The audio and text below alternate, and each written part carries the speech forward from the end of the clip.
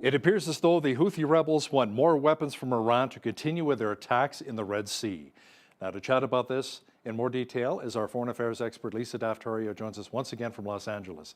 Lisa, according to U.S. intelligence officials, the Houthis are planning for even more attacks on commercial ships in the Red Sea?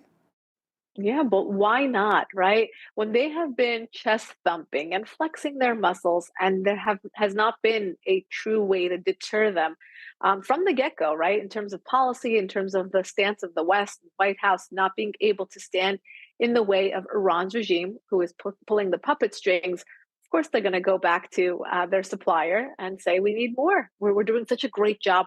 We need you to give us more weapons to do what we're doing." And in terms of being, that intimidator in that region, they're doing a wonderful job because we know the carrier ships are staying out of the way. It's affecting the global economy. It's affecting global import export. And of course, that's exactly what Iran's regime wants to see. They want to see that they are making a difference, that they are the ones who are being the disruptors on the global stage. And again, there has not been a true way to stop them. Now, U.S. Navy ships are trying to do their part in the Red Sea, protecting a lot of these merchant vessels, Lisa. There are reports that U.S. fighter jets have been destroying some of the Houthi missile launchers that were preparing to fire on some of the merchant ships. Yeah, and thank goodness that we do have that presence there. I will give that to the Biden administration. The fact that we do have that presence there, I think, basically de-escalated a lot more than what would have happened. For example, we didn't see Hezbollah's true involvement in the war against Israel, although they have been firing missiles into northern Israel since October 7th. We haven't seen them get involved in a more meaningful way that would have two very heated fronts for Israel to defend against. In the same way, we're seeing, an involvement by, proxies all over the region, but it's whack-a-mole for the United States to be able to control all these different provocations. And truly, the bottom line is that is Iran's regime really just sticking it to the United States over and over again. And if the United States tries to separate these two conflicts, meaning calling the war against Israel one thing and then seeing these provocations as one-offs by Iran's regime and their proxies, that is absolutely false. It's going to set us back in terms of really acknowledging that this is all coming because of our policy with regards to Iran's regime, because we removed vital sanctions, because we gave them billions of dollars, because we allowed their centrifuges to spin. This is why we are at where we're at. And until the White House decides that they actually want to do an about face on their Iran policy, we're not going to see any changes. And we're going to continue to see these escalations, the provocations, and of course, the whack-a-mole that the White House has to play in terms of deterrence. A number of world leaders, including Justin Trudeau here in Canada, want to see a two-state solution, when it comes to Gaza, Israel, Palestine. Now, Benjamin Netanyahu, Israel's prime minister, says, fat chance, we're going to wipe out Hamas. There's not going to be a two-state solution. But from your contacts and your sources, what are you hearing right now? It is absolutely tone deaf to talk about a two-state solution right now. Many of those who are for a two-state solution, meaning in the future, in the long run, of course, these two people have to live side by side, and we hope that they can find a way to coexist. But October 7th ruined any chance right now of there being a two-state solution as the status quo stands. Meaning, when you have an existential threat 3 or 4 city blocks away from your borders, when you know that they do not in fact, they did not that they just don't want to coexist. They want you off the map. They want every Jew dead, whether they live in Toronto or New York or LA or Israel. That is not a peaceful partner. That is not the starting point. And to talk about it now, when Israel is still involved in rooting out Hamas because their tunnels are 300 feet underground, because they are 400 miles long, it just shows you that this is not a neighbor that wants to live side by side. This is a neighbor that has used every resource it has to build an infrastructure of war and terrorism against its neighbor. And when they say from the river to the sea, that is not tongue in cheek. They actually want to wipe out Israel from the river to the sea, meaning genocide, meaning to get rid of them. And until we hear, when we see leadership from the Palestinians that actually wants to live side by side, when you see this rhetoric in this generation want to have peace with Israel, then you will see policies that reflect that change in their neighbor. We're just not seeing that. And again, for the United States to push that two-state solution now and to expect the Israelis. One other thing that I really want to point out here is that people talk about the left and right in Israel. Many of those who were taken hostage and most of those who were killed are actually on Israel's left, meaning they were for a two-state solution, meaning they were against Bibi Netanyahu, meaning they were for peace. But right now, when you go to Israel, the sentiment is very different. Of course, when there's an existential threat, when they're raping their daughters and killing their children and taking them hostage and truly brutalizing them in the most inhumane way we've ever seen, well, it's again the wrong time to talk about the two-state solution and the wrong time to talk about living side by side. Where are we at when it comes to the release of more hostages, Lisa? Last report, there were still over 100 that were being held by the terrorist group Hamas. Right, and again still being held 107 days. I think we're into the war right now. Again, it's crazy to think the world is calling for either two-state solution, ceasefire, ceasefire, ceasefire, but we don't hear much about calling for the release of those hostages, innocent civilians who really have nothing to do with this discussion of two-state solution or peace or coexistence or living side by side.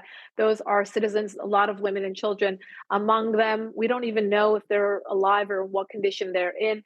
I have interviewed the family of one of those, the eldest of the hostages, who is 85 years old, who has been without his medication and is still being held. So I mean, what does this have to do with peace or policy or land when you're holding innocent civilians? And that is really what the UN, the United States, Canada, anyone who's involved in this conversation should be pushing for right now, is a release of those civilians first and foremost, and then we can have a conversation about whatever else. Now, here's another scary story.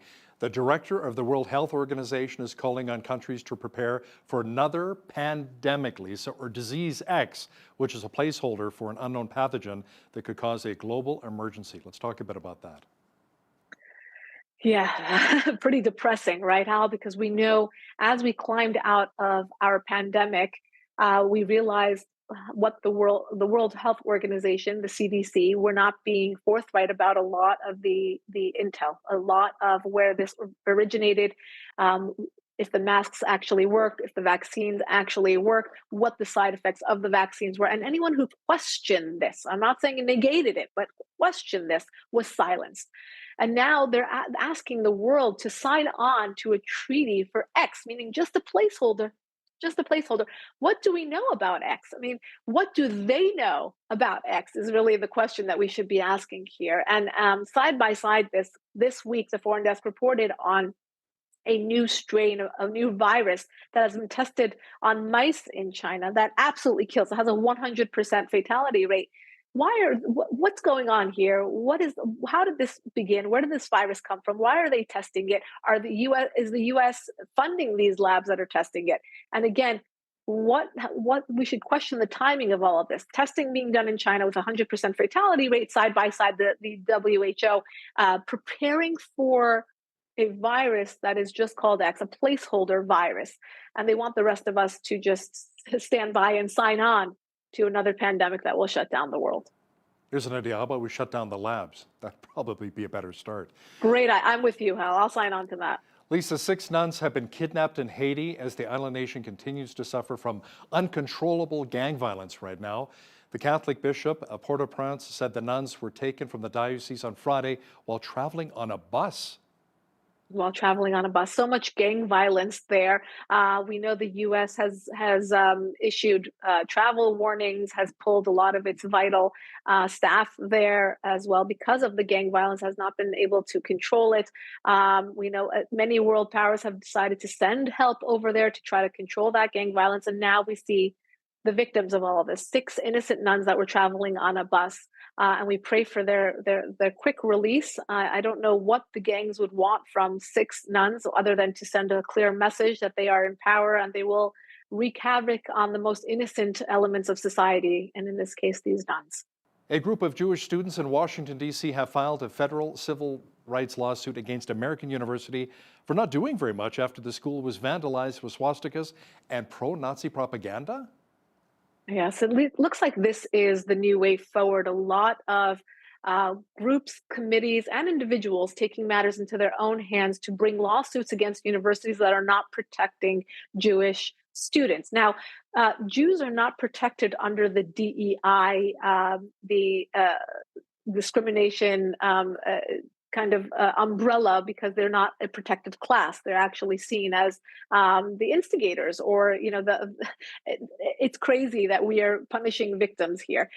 In the United States, the Jews make up 2.4% of the population, but they make up more than 60% of hate crimes right now, and that number is probably much more heightened on college campuses, where students are going to faculty and administration and reporting these cases, but are being turned away or ignored, or these files are falling on the wayside, where disproportionately when other groups are going and complaining about them, something is done. And we all saw this with the suits that were brought, or I should say the testimonies of the Ivy Leagues, UPenn, Harvard, et cetera, where certain individuals were removed from campus because they were not able to acknowledge the problem of anti-Semitism. But has the problem been fixed? Has the system been fixed, where there is no acknowledgement of hate crimes against Jews and anti-Semitism? So perhaps the pulling of funding by Jewish donors, perhaps these students protesting in ways that they can bring litigation, because we know that the other students happen to be louder on campus. These pro-Hamas protests continue on every single day. Jewish students are hiding in libraries and in dormitories because of this pressure, this violence, et cetera. So hopefully these cases will shine a light on the prevalence, and will fix the issues across the board. Convicted killers in Washington state may soon be able to vote. Now, there's a bill before the House by Democrat Tara Simmons, who wants to restore the rights of felons. We're coming up on an election, Hal, so we're going to see a lot of interesting, both formal and informal ways to skew our voting process. And here is a way to allow felons to participate, to be involved. We've obviously seen a big push to get illegal immigrants involved and allow them to vote without any sort of ID, get health insurance, et cetera. So there's a lot going on here in terms of skewing the system to bring in more voters, but we shall see. This is going to be an interesting year ahead. Let's talk about Ron DeSantis walking away, Lisa. It appears to be a two-horse race now for the GOP between Donald Trump and Nikki Haley. Yes, so as we move towards New Hampshire, coming up in just some hours away, it's going to be interesting to see who takes this. Of course, Donald Trump has the lead there, but Nikki Haley has been gaining. She got a few important endorsements in the state of New Hampshire. But in the meantime, everyone was surprised to see Ron DeSantis drop out of the race over the weekend.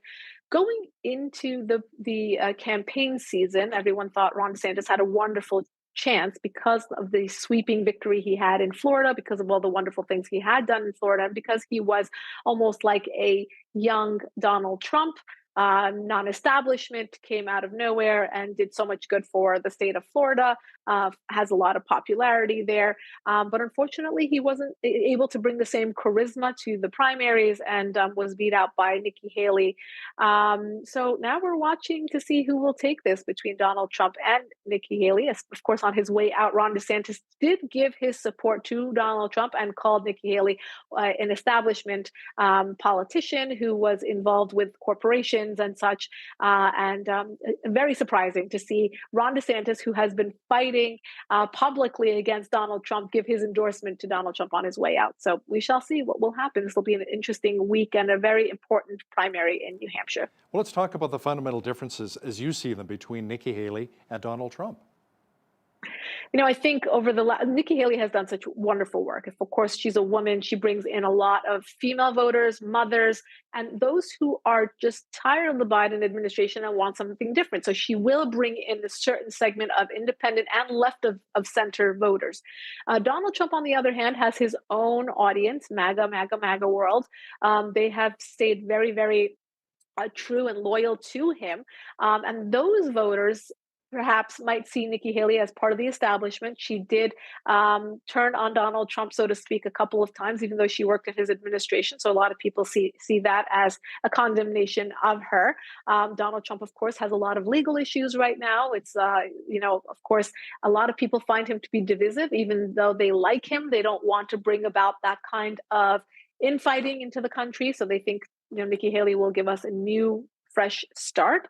I also see a lot of voters who are Democrats give Nikki Haley money because they find her to be, again, a female. She's a first generation success story. She comes from immigrant roots, and she's done a lot of good work at the UN and in her home state. So we shall see. I think both of them have a lot of pros and cons going, and who knows? The rumors floating say that he might just pick her to be VP and they can run on the same ticket. Let's see if she will allow it or if he will even offer it. So we shall see. Yeah, let's see how it plays out, definitely. Political reporter and foreign affairs expert Lisa Daftari, thanks so much for joining us once again from Los Angeles. My pleasure.